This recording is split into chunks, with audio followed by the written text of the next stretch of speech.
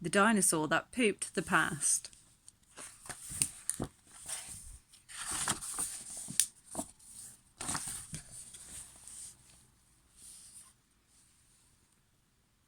Some grannies are old, some grannies are great, and Danny's was turning 1008.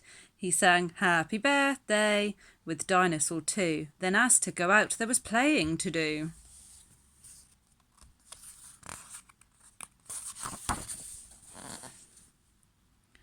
You cannot go till your plates are all clean, said Granny while serving up sludge that was green. There were broccoli, eggs and a hard Brussels sprouts. The dinosaur slopped the lot into his mouth. Then in 2 seconds, when Gran wasn't looking, it ate Danny's pile of awful Gran cooking. Well done, Granny said. You've eaten enough. Now you can go out and do awesome cool stuff. They ran straight to the tree with a swing underneath, but it hadn't been swung since Gran lost her teeth. They swung back and forth, they went up, they went down. Higher, Dan said. Let's go all the way round.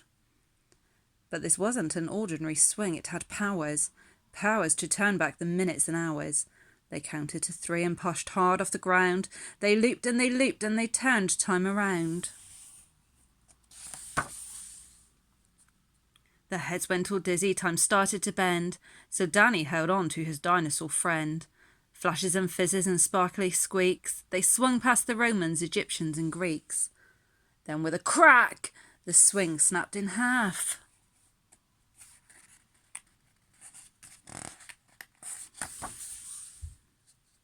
They crash-landed into a land from the past, surrounded by trees of Jurassical size, being watched through the leaves by mischievous eyes.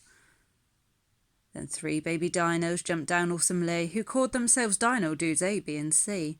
They liked playing games like Stackety Stack, where Dino Dudes A and B climb onto C's back.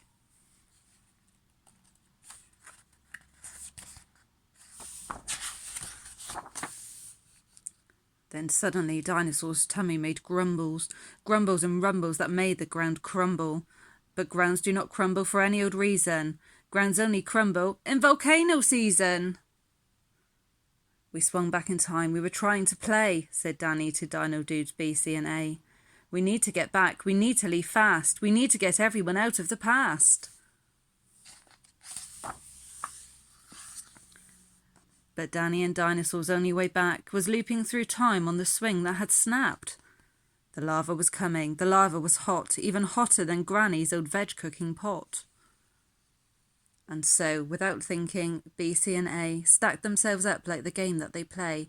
But this wasn't a game, it was saving the day the Dino Dude way.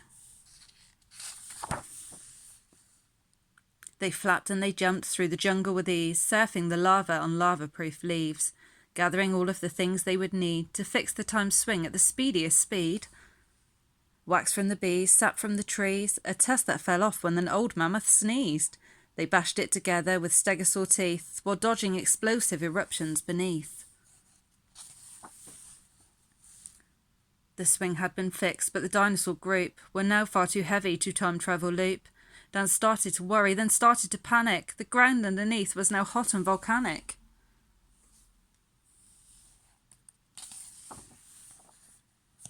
They all started crying. They cried and they cried. They cried and their tears instantly vaporized. Then something went ping in the dinosaur's mind. It thought of a way to loop forward in time. With broccoli eggs in the dinosaur's gut, its brain brewed a plan involving its butt.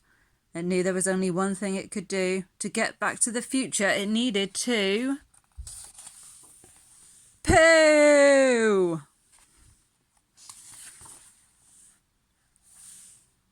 The poop came out fast. It had broccoli power and launched them to 88 miles per hour. It pooped out a pile of Gran's soggy egg veg with Dino Dudes A, B and C on its head.